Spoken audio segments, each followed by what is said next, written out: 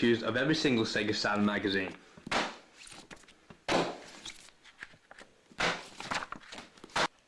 The reason I want to do this review on the Sega Saturn is that not many people know about this lost treasure.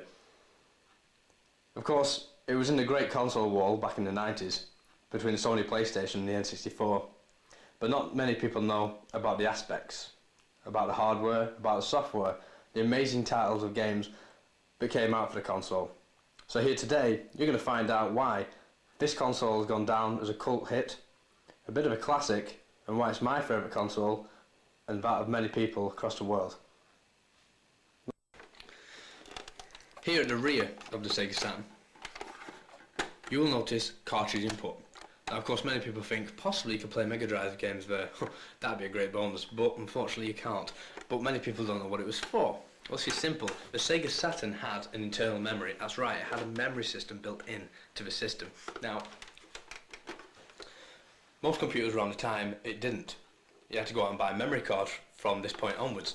But until we got to hard drives today with the PS3 and the Xbox 360 back then, you had a memory card slot.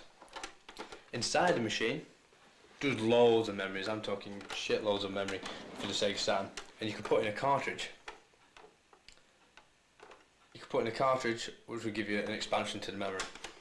You can also put in here actual replay cartridges, RAM cartridges, and of course cartridges which would make you be able to play games in 60 Hz rather than the standard 50 Hz, and also play foreign games, American and Japanese.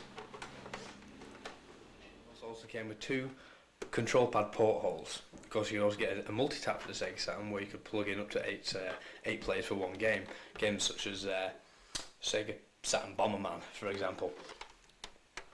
There's a little panel at the back of the console, and which open many people won't know what lurks inside. But once you open it, hopefully, there's a battery.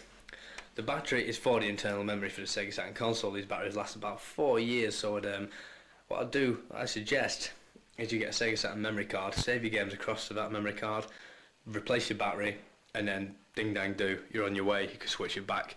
Also inside here, you might be able to see this little thing here. It's got a little lever. That little lever, what it is a video playing card of some sort. I can't remember what it was called, but you stick it in. You can. They're about 20 quid. I think it was about £40 when they originally came out, but they're about £20 now. If you look for them on eBay. But what it is before DVDs became hugely popular. What was before it was called VCDs, video CDs. Now you could put these video compact discs inside your Sega Saturn, and some DVD players weren't even around and used to use a PC to play VCDs. But this was a great little piece of hardware. You'd stick into the back of a Sega Saturn and you could watch VCD movies, which I actually have a few, which I can only play on my Sega Saturn. So that's an ingenious little ploy from Sega. So the Sega Saturn was originally going to be a 2D powerhouse, and it is. Before they added the extra CPU to try and make it process better 3D graphics to keep up with the PlayStation. But like I said, originally a 2D powerhouse, which means great scrolling games and great fighting games. And one of the best things about Sega Saturn's fighting games is a control pad. Now, it's more or less a Mega Drive Genesis controller, but of course with 6 face buttons, ABC, X, Y, Z, and the 2 trigger buttons at the side. Also I'm marking the Sega Saturn control pad for where you can use to watch the videos and play audio CDs on the Sega Saturn itself.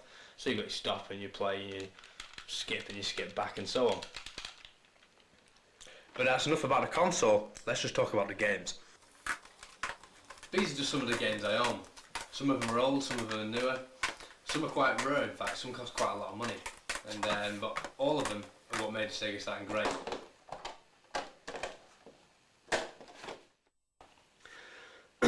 Now I'll start with one of my favourite games, Athlete Kings. Now this is definitely one of the greatest athletics games out there, possibly the greatest. And right now I'm running with Rick Blades, he's an all-rounder. And I just fouled, which isn't very good. You've got to try and get your speed up, of course, and try and set the angle just in time so when you don't foul, and try and get it at the optimal angle so you get the biggest distance. And I fouled again.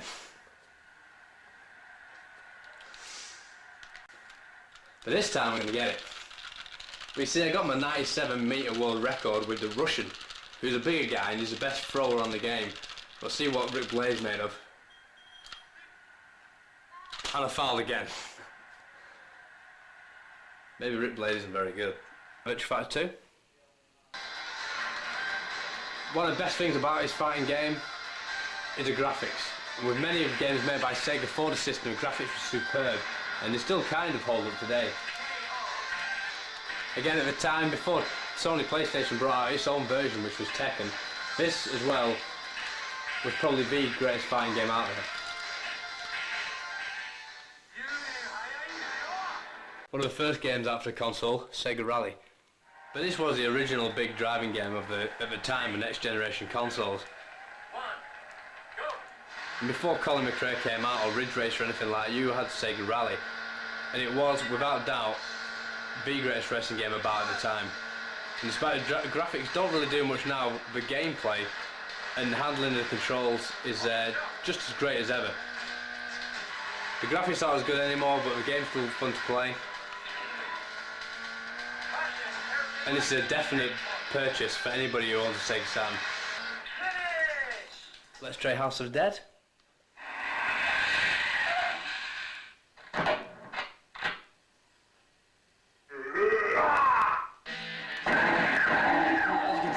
On this game may not be as good as the previous games we've seen, but it's still a great game nonetheless, and one of the greatest light gun game series you're ever going to come across.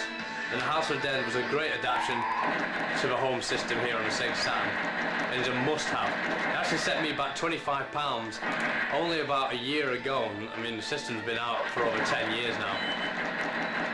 So that just goes to show the rarity of some of the later Sega Saturn games, which we'll also come across later on. But nevertheless, it's a must-buy and a must-play for the Sega Saturn. Let's try one more, X-Men, Children of the Atom. As you can see, the visuals for this game are fantastic. Unfortunately, X-Men Children of the Atom is the only 2D fighting game I currently own for the Sega Saturn, other than of course games like Mortal Kombat. But all the greatest games, the Street Fighters and the other Capcom brilliant games, I don't own and quite rare to get hold of. As I said before, out of all the many fighting games I own on Sega Saturn, only great 2D classics, Children of the Atom is the only game I own. But this is fantastic, a great array of moves, loads of characters, loads of levels. Say that if you want to get a great 2D fighting game and at a good price, you'll probably be able to pick up Children of the Atom for about £5, £5 to £10 on eBay, and it's a must purchase. So in conclusion, there's many great games for Sega Saturn. Unfortunately, I don't have all my games with me at the moment, but there are many games still out there as well. Some of them very rare, some quite pricey.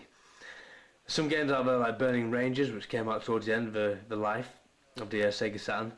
There's another game as well called Radiant Silvergun, which fetches quite a lot of money. That's a rare Japanese game.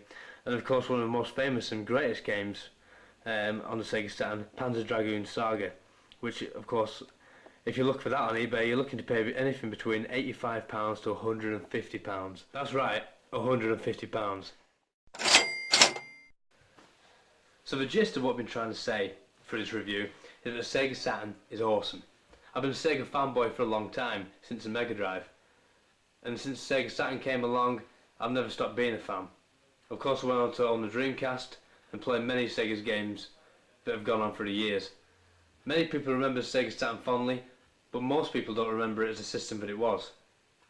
I'd like to look back on the Sega Saturn and say to you people, if you ever see one floating around in a car boot going for cheap, then as a true games follower, it's your mission to go out there and pick one up, to buy it, take it home and play the fantastic games that are available on it.